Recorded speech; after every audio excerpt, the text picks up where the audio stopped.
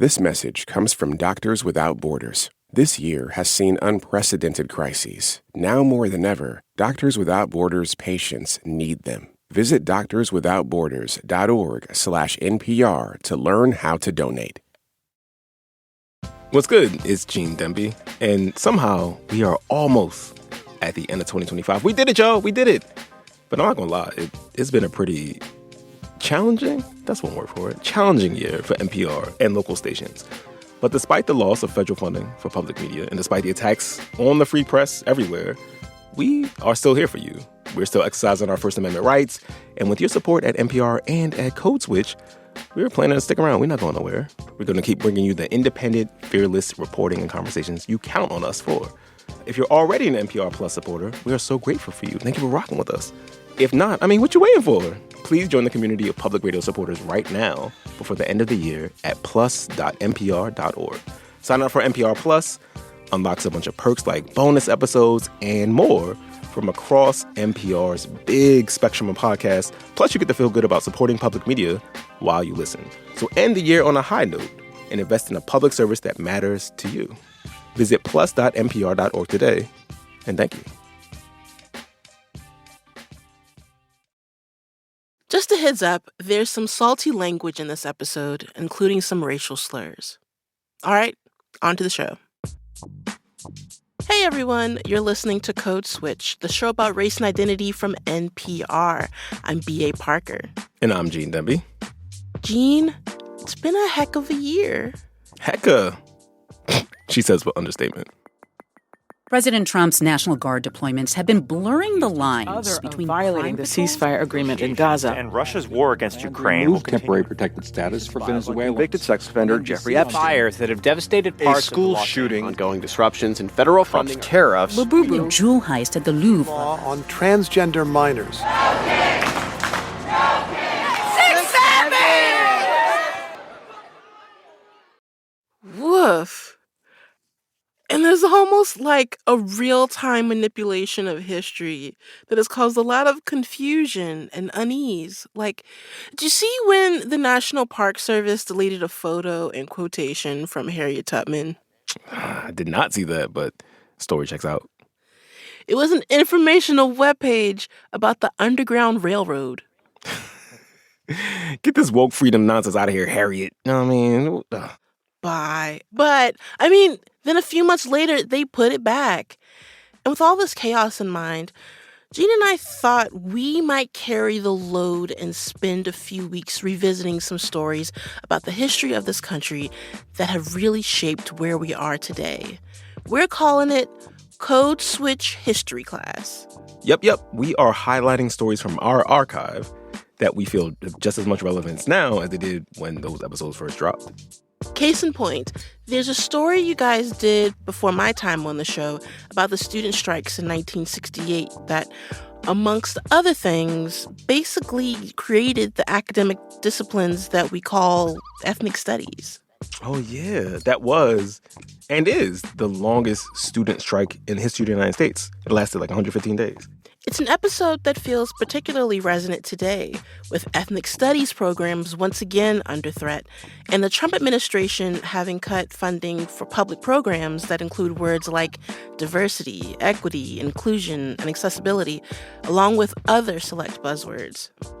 Not to mention the fact that since January, the White House has filed lawsuits or started investigations into dozens of colleges and universities and frozen billions of dollars in their research funding. And students at many universities have spent years involved in high-profile protests at their schools. So the debates over what higher education looks like in this country are not new, and they don't seem to be going anywhere. This episode originally aired back in 2019, around the time of the 50th anniversary of those strikes. You're going to hear my voice in the voice of my former co-host, Shireen Marisol Meraji. This message comes from BetterHelp. As a dad, BetterHelp President Fernando Madera relates to needing flexibility when it comes to scheduling therapy.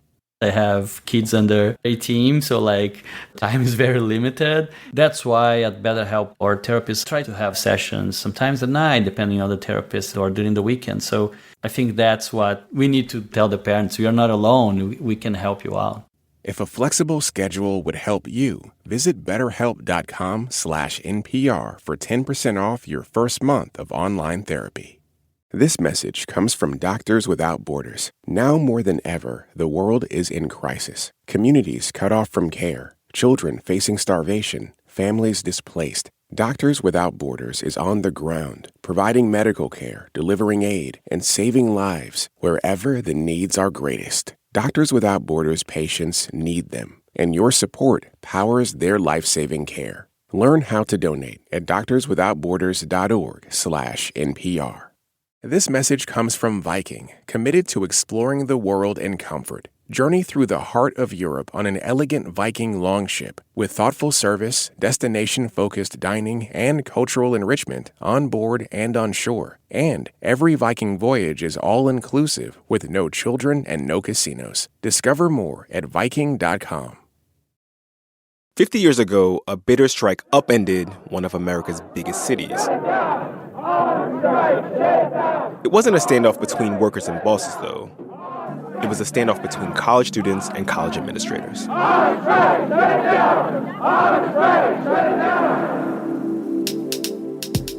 It was a multiracial fight.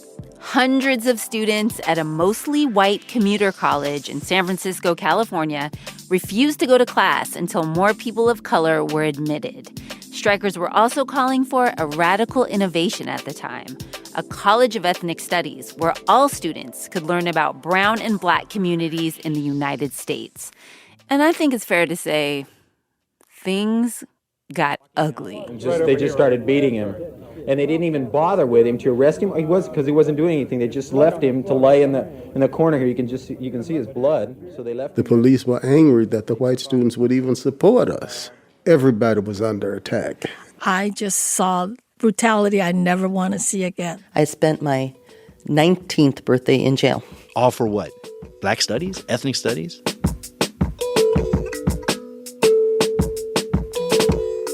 This is Code Switch. I'm Gene Demby. And I'm Shireen Marisol Meraji. And a lot of our listeners have probably taken an ethnic studies class in college. They look different everywhere, but they're usually a deep dive into the history, sociology, and literature about all the people usually relegated to a single chapter in a high school history book. If that, right? Like sometimes Right. just a few paragraphs, a few chapters apart. Right. And while there are ethnic studies courses everywhere today, what made that possible was this months-long bloody struggle at my alma mater, San Francisco State University, back when it was called San Francisco State College. And today, we're talking about what student organizers and activists did there that changed higher education forever.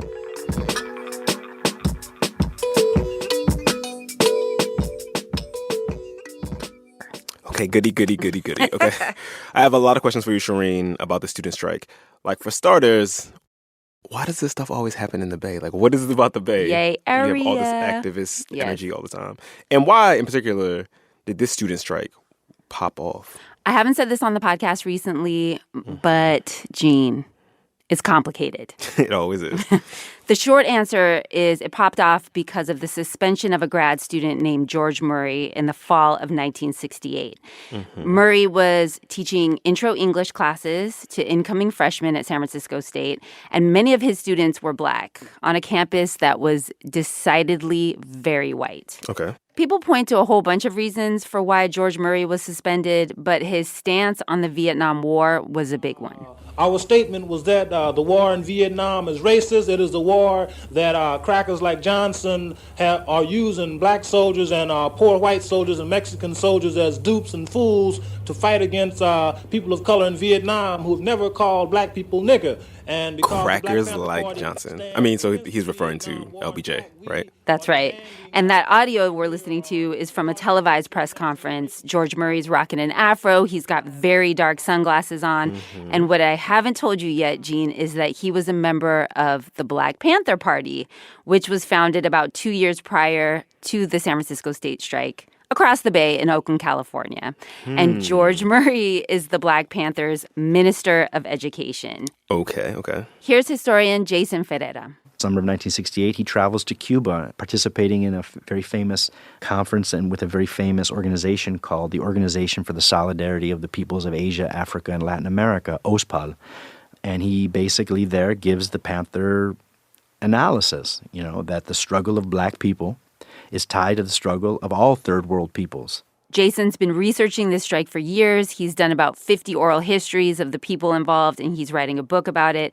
And he told me that George Murray talked about supporting the National Liberation Front, also known as the Viet Cong. And that got the attention of the Republican governor of California, Ronald Reagan, who I don't know if I have to say, but he was already not a fan of the Black Panthers. I think he was not.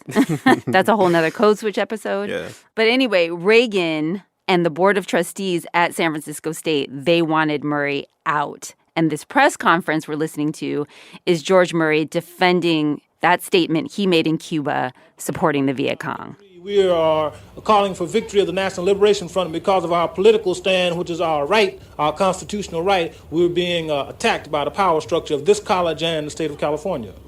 Okay, Shireen, so all these students went on strike because this one teacher got fired? From what I understand, that was the final straw. But tension had been building between students of color on campus and the administration for many, many months. And the early agitators were members of the Black Student Union. Hello. I'm Jerry. I'm Shireen. You didn't see my doorbell. Do you not like the knocking? No, I normally won't answer. I went up to the Bay to speak with some of the original strikers and organizers. That's Jerry Vernardo opening the door to his home in Oakland, California. I'm Jerry Vernardo. And he was there with James Garrett. Used to be called Jimmy Garrett, or sometimes I still am. Jimmy ended up at San Francisco State in the spring of 1966. He had family in the Bay, and he was looking for a college to enroll in to avoid the draft. As we know, the Vietnam War is ongoing. He left campus before the strike kicked off, but he was instrumental in organizing the student group that started it, the Black Student Union. I've been involved with sit-ins and freedom rides, and most of that student movement had come out of historically black institutions. The question then became, could you do the same thing at predominantly white institutions, where there was a kind of a trickling in of more and more black students? And he told me that he was shocked by the tiny clusters of black activism that were already at San Francisco State. He figured, he'd have to start his organizing from scratch. Mm-hmm. But no, there were black fraternities and sororities, Black Panthers, a Negro Students Association that Jerry Vernardo was a member of. Jerry's originally from Mississippi, but also had family in the Bay and was at San Francisco State on the GI Bill. Jerry, people who knew him trusted him. They didn't know me. He had already been there for several years when I got there in the spring of '66. Jimmy and Jerry helped organize these disparate groups into the first Black Student Union in America. The first? Yes. Ever? Yes. So he grabbed all these groups and created a Negro Voltron, and no one had ever done this before, ever? They would have said Black Voltron. Oh, yeah. You're right. Sorry, elders. And they rallied members of the Black Student Union around this idea of using their education to not only help better their circumstances, but those of the entire Black community. BSU members went out to Black neighborhoods in San Francisco. They went to Hunters Point. They went to the Fillmore. And they recruited high school kids to come to San Francisco State. They wanted to create what Jimmy referred to as a critical mass of Black students on campus to change the campus, to change really all of San Francisco, to change the world. They had these very big ideas. But Jerry says it was really hard convincing parents that this was a good idea. People were scared to go out to a white college campus. You were not welcome. And see, we could be identified by color, and you had to convince them that nothing bad is going to happen to your children. We're going to take care of them. So members of the BSU, Jerry and Jimmy, they're out recruiting in Black neighborhoods. They're tutoring kids in those neighborhoods, and they're tutoring students they recruited once they got onto campus. Right. Okay. And on campus, they're doing more organizing. They're demanding work-study jobs. They're getting the black fraternities and sororities access to the same campus amenities that white fraternities and sororities had access to. Here's Jimmy. All of those things, many black students didn't see that they had a relationship to. So then we had to show people that they could have an ownership relationship, not to the institution, but to whatever the institution used as support mechanisms for other students. All right, so just to make sure I follow, you got Jerry, you got Jimmy, you got all these other black students organizing, other black students on campus. Then they're organizing in the local black community. And they're also pushing the administration to treat those black students equally to the white students who make up most of the campus. And on top of all that, they're also pressing hard on campus administrators for more black students to be admitted. And they are winning. They get the president at the time to guarantee admission to about 400 more black students. What? That's crazy. That's amazing. Here's Jerry again. That meant that you gave us your name, your telephone number, and your address, and maybe your social security number. And that was the application process. And you were sent a letter of admission. All this getting a letter from your high school instructor and all of that is trash. Danny Glover was one of the people we brought in. All right, so 2 questions here. Okay. Danny Glover? Like, yes. I'm getting too old for this shit, Danny Glover? Famous Danny Glover was a San Francisco State alum. He was also very involved in the strike. Sadly, he did not respond to our request for an interview. Okay. And so the other thing they're saying is that you didn't have to, go through the whole rigmarole of applying the way we think of it now. No SATs, none of that stuff. None of that. You give them your name, your social security number, your address, and you're in. Wow. Okay. Amazing, I know. That's crazy. Back to Jerry. So Jerry says this happens, and then they get 200 more admission slots for another semester. And when the Latino and Asian American students hear this, they want in. So they go to the administration and they ask for admission allotments too. Right. And according to Jimmy and Jerry, they're told by the administration to ask the black students to share theirs. So wait. The administration is like, okay, all y'all brown kids, we gave y'all some slots, just divvy them joints up. That's how the story goes. Oh, man. And Jerry and Jimmy, they weren't having it. Right. We're not in a position to be giving away anything. We're not the administration. Everybody got to carry their own weight up in here. Yeah, you got to go in the battle. Leaders of the Black Student Union suggest that the other students of color, third world students, get together in a solidarity group to go into battle alongside the Black Student Union. And this group calls itself the Third World Liberation Front. And for those of you who are rolling your eyes at the term Third World, this is how activists back then referred to oppressed communities. And the term Liberation Front is directly from the Vietnamese National Liberation Front. So if you put those two things together, you get Third World Liberation Front. Okay, so now all of these brown students are basically like, let our powers combine at this point. Yes, it is black and brown Voltron. And we know there's power in numbers, and black students made up about 4% of the campus back then. So they needed some help.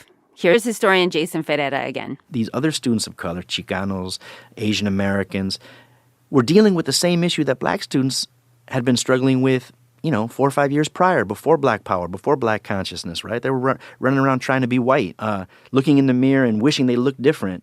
My name's Lorene Chu, and being involved in the Third World Liberation Front opened up a whole new world in terms of explaining my sense of belonging and becoming in this country. Lorene Chu grew up in San Francisco's Chinatown. By the time I got to college at San Francisco State, I was angry. Angry at my parents not wanting to share stories, and angry with the fact of how they dealt with racism when they were confronted with it.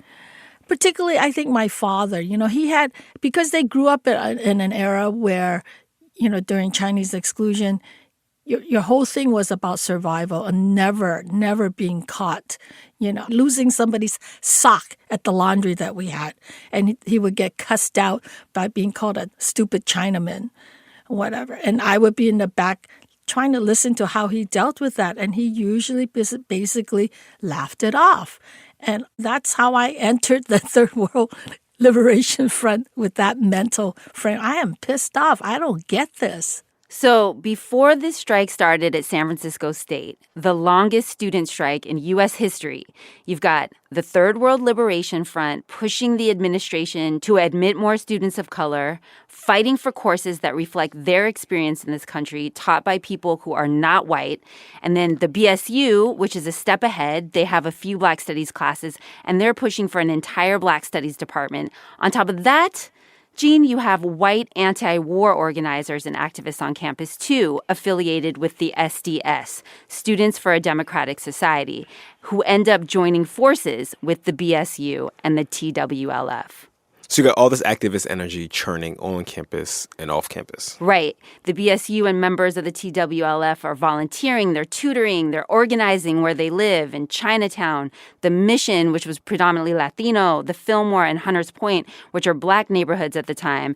And Jason says it's also really vital to remember the backdrop that this is all happening against. The Vietnam War was ongoing. Dr. King had been assassinated. Bobby Kennedy was assassinated. Malcolm had been assassinated. Panthers were being shot and killed all over the country, thrown into jail. And speaking of Black Panthers, it's time for a reminder that the party's Minister of Education, George Murray, a grad student teaching freshman English at San Francisco State, is suspended in the fall of 1968. Right. Jerry Varnado remembers him as a soft-spoken, thoughtful guy who just put on a tough act. He says George Murray liked to keep his afro a little unkempt to make people uncomfortable. That was supposed to project the image that he was an unruly person, and he would pull lint in his to make it more provocative.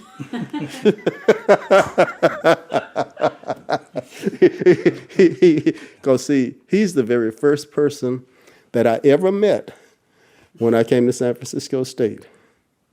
We were standing in line behind each other. The very first Black person that I ever met, and I felt lonely. I was out here by myself.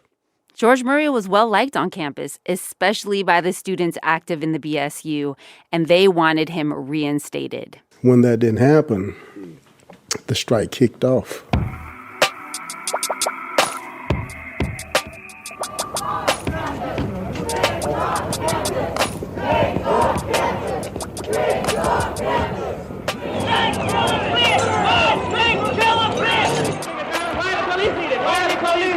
Why do you need policemen here? Wow. So it's about to go down then. After the break. Stay with us.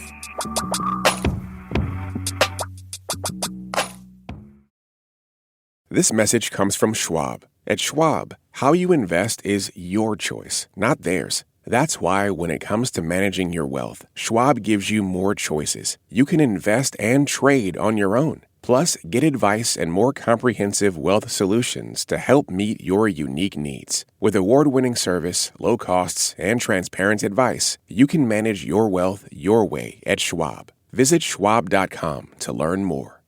This message comes from Vital Farms, who works with small American farms to bring you pasture-raised eggs. Farmer Tanner Pace shares why he believes it's important to care for his land and how he hopes to pass the opportunity to farm onto his sons. We're paving the way for a future. We only have one earth, and we have to make it count. Like my boys, I want to see them taking care of the land for them to be able to farm and then generations to come. I really enjoy seeing, especially my whole family up there working with me, and to be able to instill the things that my father, mother, and then grandparents instilled in me that I can instill in the boys. That's just the most rewarding thing that there could ever be. Vital Farms, they're motivated for the well-being of the animals, for the well-being of the land, the whole grand scope of things. They care about it all, and that means a lot to me.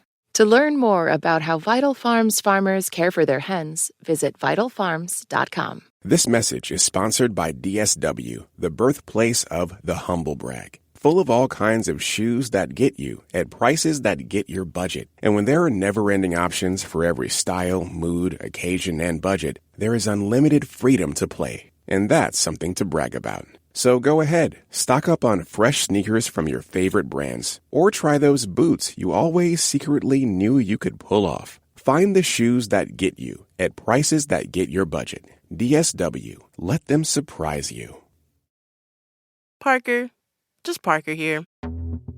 We're back, and we're going to dive right back into the story of the long, bloody strike that unfolded at San Francisco State. Just a reminder, this episode originally aired in 2019, so you're going to hear references to the fact that the strike ended 50 years ago, but it's really 56 years ago now. Anyways, back to Gina Shreen. All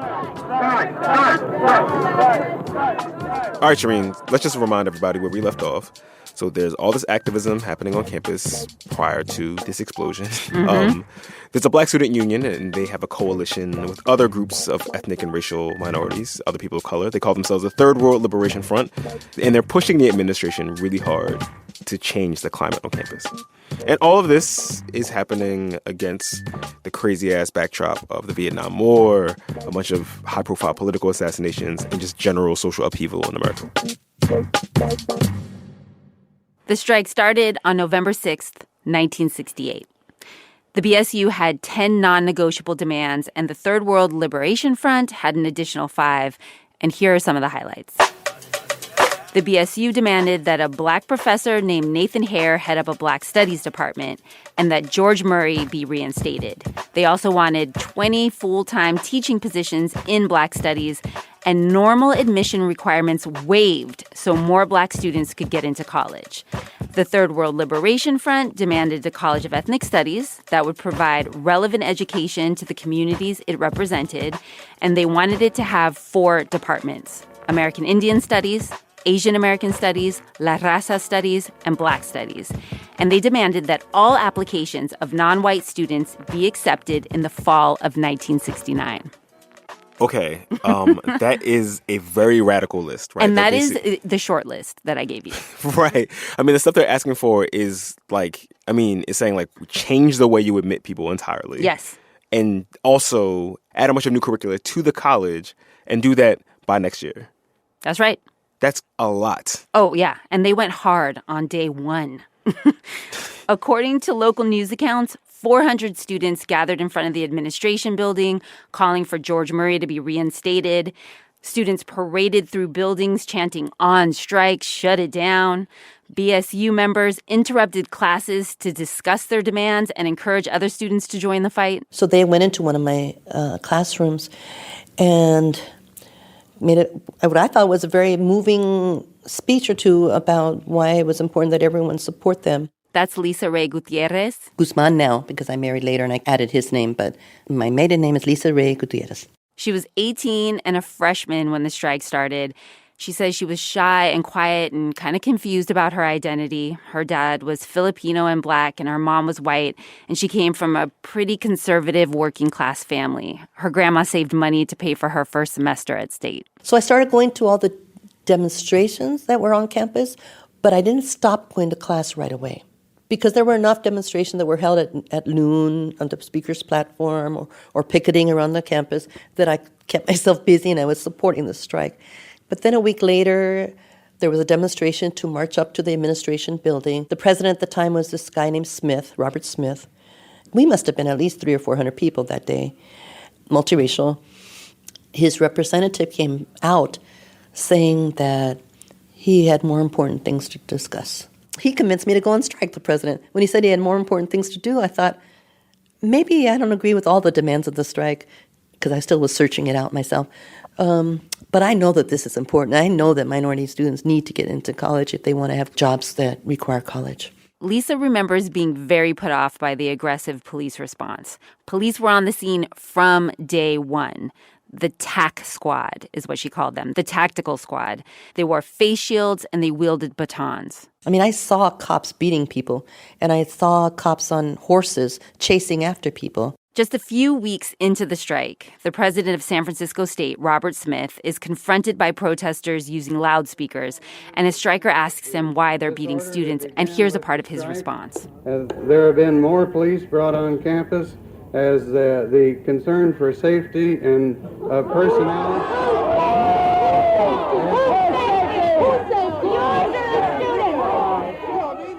Gene, can you hear what they're saying there? Just whose safety? Whose safety? Yes, they're yelling, whose safety? Yours or the students?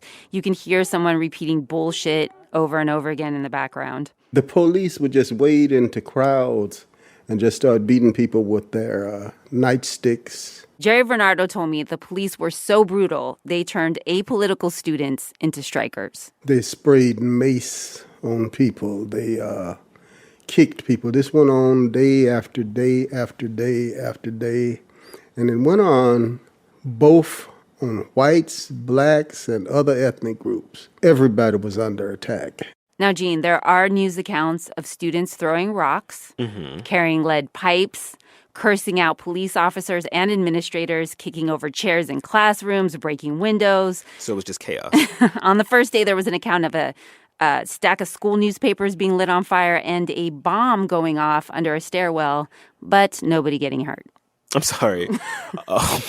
So, like, one of the things, I mean, you see this in, like, op-ed pages or, like, in columns and essays all the time about, like, how uncivil college campuses are today, right? You know, because somebody, like, shouted down some person who was, you know, saying black people are stupid or something like that, right?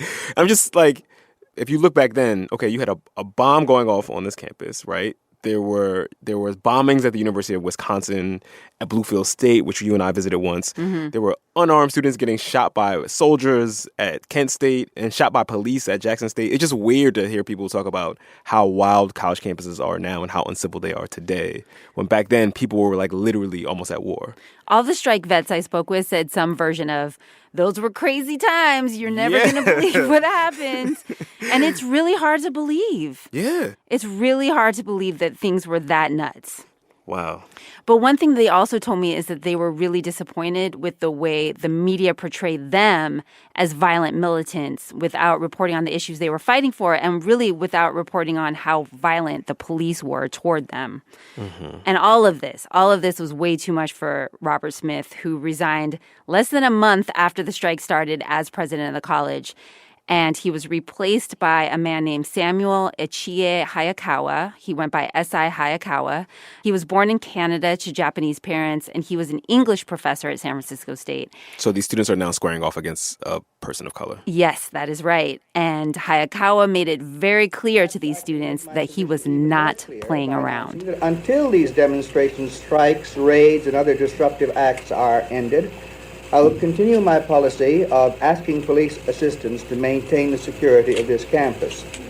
If any of the dissenting groups really want to talk about the issues or about anything else, all they have to do is to knock off the trouble. S.I. Hayakawa had the support of the chancellor's office. He had the support of California Governor Ronald Reagan, the chief of the SFPD, and there were also students on campus, too, who really did disapprove of the strikers' approach. There was a group on campus called SMART, the Silent Majority Against Revolutionary Tactics. So I guess that kind of makes a lot of sense, right? So it's November 1968 when this whole thing starts, the strike starts, which is the same time that Richard Nixon is elected president of the United States. He ran as the so-called candidate of the silent majority. And we tend to forget this now, but, you know, there were all sorts of white protesters on college campuses around the country who were protesting from the right and facing off against groups like the Third World Liberation Front. But there was a ton of white student support on campus for the strikers who were out there getting beat up by the police, too, as you heard from Jerry Bernardo. So Hayakawa was also facing hardcore opposition, and not only from the striking students, who like to call him a puppet and a Japanese Uncle Tom, but also from faculty who were members of the American Federation of Teachers Union, who also joined the students out there on the picket line. AFT! AFT! AFT!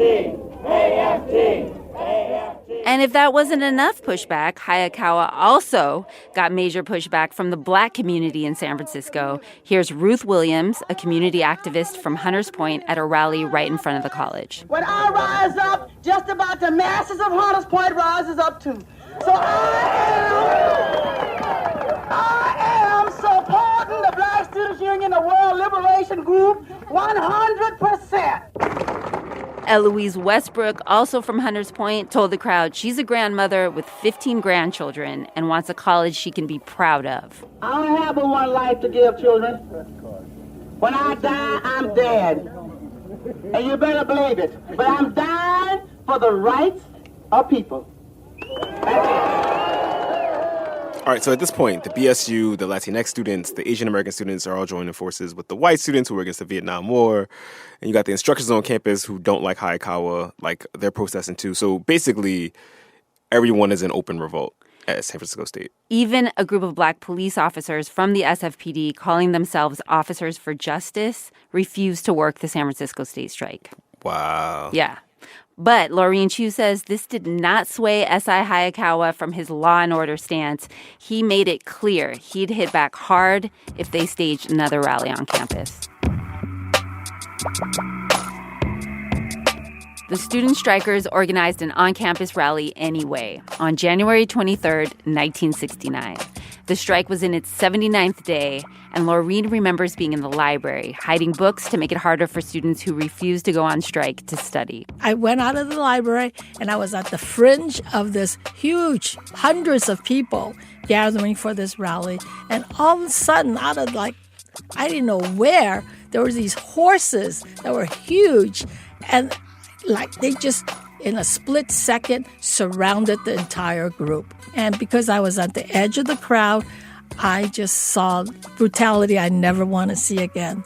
Some people I knew were getting hit by bayonets with their heads bashed in, blood all over the place. They fell, pushed to the ground, and still getting hit when they're in the ground.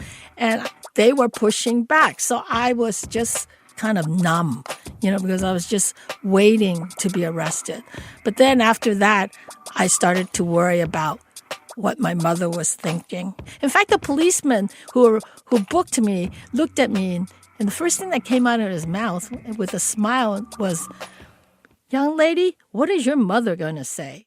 Lisa Ray Gutierrez was arrested on that day, too. She says she was charged with 3 misdemeanors. Illegal assembly, disorderly conduct, I think, and failure to disperse, I think, were the 3, if I remember right. My dad had to pick me up with the bail bondsman. Don't perish in jail, call Barish for bail. His name was Barish. He was the one that was in charge. That very night, my mom had a car accident because she was so traumatized by the fact that her little daughter had gotten arrested, her firstborn, and didn't see a car that came at her, and she got hospitalized. So I got blamed for the accident. 483 students were arrested that day, including Black Student Union leader Jerry Varnado. Laureen, Lisa, and Jerry all ended up doing time. Laureen Chu pleaded not guilty, was found guilty, appealed, and was ultimately sentenced to 20 days. I spent my graduation going to jail. Lisa Ray Gutierrez told me she, quote, copped a plea and did 30 days. And that was really traumatic because I spent my 19th birthday in jail. And Jerry Varnado took a deal, too. I did a year. Other people did more. Here's historian Jason Ferreira again. This is the other element of the strike that I think people need to realize, the level of sacrifice that this generation, that they went through. People did time. Relationships were stressed to the point of crumbling. Word would come back to members of the Third World Liberation Front or the Black Student Union in particular from the police saying, "We have bullets with your name on it." This is the type of stress, this is the type of pressure that was put on student leaders. All for what? Black studies? Ethnic studies?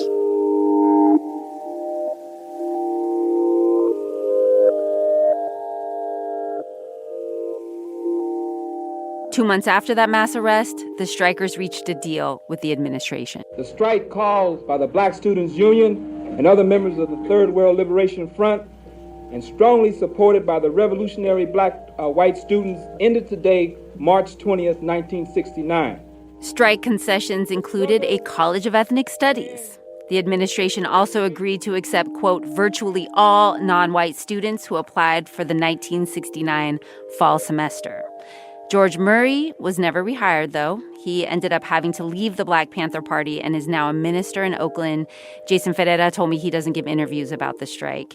And the professor who the BSU wanted to chair the Black Studies Department, Dr. Nathan Hare, he was fired by acting President Hayakawa during the strike, and he never became the chair of the Black Studies Department. Jerry Varnado, he didn't return to campus for 30 years. Such a bitter experience. Really? You suffering from post-traumatic stress. Even though you won? We didn't see it as a victory. We saw it as coming to an arrangement. Too many people busted, too many people beat up. I don't know whether there is any victory in violence and warfare for anybody. After he did his time, Jerry went to law school, and he's a retired attorney living in Oakland, California. His eldest son created a scholarship in his name at San Francisco State's College of Ethnic Studies. Lisa Ray Gutierrez went on to become a teacher in the San Francisco Unified School District. She was active in the teachers union until her retirement. My 3 children also went to San Francisco State. And I remember one time that my daughter had an assignment to talk about the San Francisco State strike. So who did she get to talk to? It was myself. So it has affected even me personally rather than me politically, but also personally. And even though now I'm 68 years old, I still try to do as much as I can when I can. Now I have to watch grandkids, but to help continue the struggle. Yeah, it changed me forever. Laureen Chu became a professor in the Asian American Studies Department at San Francisco State, and she was associate dean at San Francisco State's College of Ethnic Studies from 2006 to 2012. She's happily semi-retired. And historian Jason Ferreira fought for a Latino studies department on the campus of the University of Illinois in the late 80s when he was an undergrad. Those student activists won, and he went on to get his PhD from UC Berkeley in ethnic studies. He's now an associate professor at San Francisco State in, you guessed it, the College of Ethnic Studies. When people ask me what the strike was about and what the struggle at San Francisco State was about, I say, well, it's bigger than a syllabus, right? It's bigger than the reading list that we do in our classes, right? That it is tied to that very same impulse of what W.E.B. Du Bois might call abolition democracy, a more transformative, emancipatory understanding of education. That's what Black studies, that's what Third World Studies was intended to be.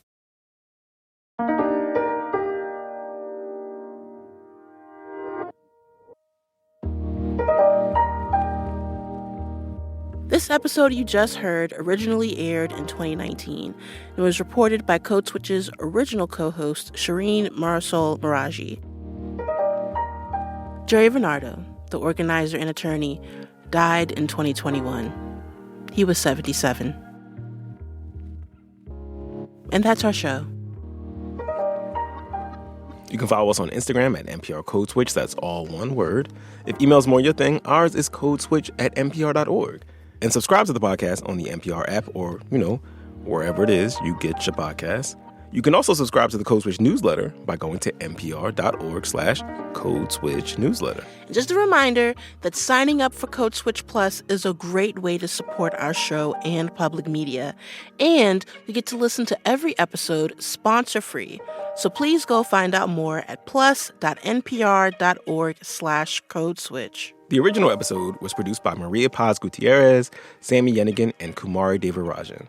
Maria Paz and Kat Chow interviewed Laureen Chu. That episode was edited by Sammy Yenigan. The music this week is from Jay Daniel, and special thanks to Jade Africa Rivera.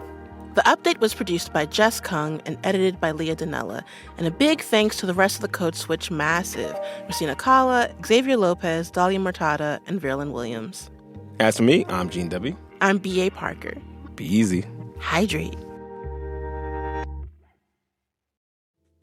Okay. Hey, Gene. What's good? One last thing. Jerry Varnado taught me how to make an old school cocktail, so I thought I'd share the recipe. Because you can't just fight all the time. They had such a thing as house parties. You may not have heard of such a thing. Yes, I have. I've been to some wonderful house parties. They had house parties, and people would come through and they'd bring stuff. Maybe a bottle of Ripple. And Ripple is a really cheap wine. I just thought I'd let you know that. When you wanted to make what the Black Panther Party called a bitter dog, what you did is you took the Ripple and you poured some lemon juice in it. And that was a bitter dog. They had all of this kind of stuff, see? All this creativity.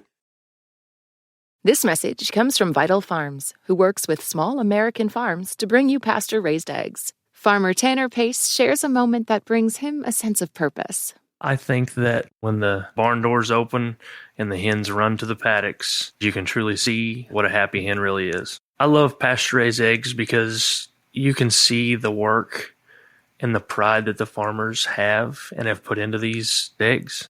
To learn more about how Vital Farms farmers care for their hens, visit vitalfarms.com. This message comes from NPR sponsor eBay, who is home to millions of parts for your next project and free returns. If it doesn't fit or it isn't what you expected, eBay has your back. Eligible items only. Exclusions apply. eBay. Things people love.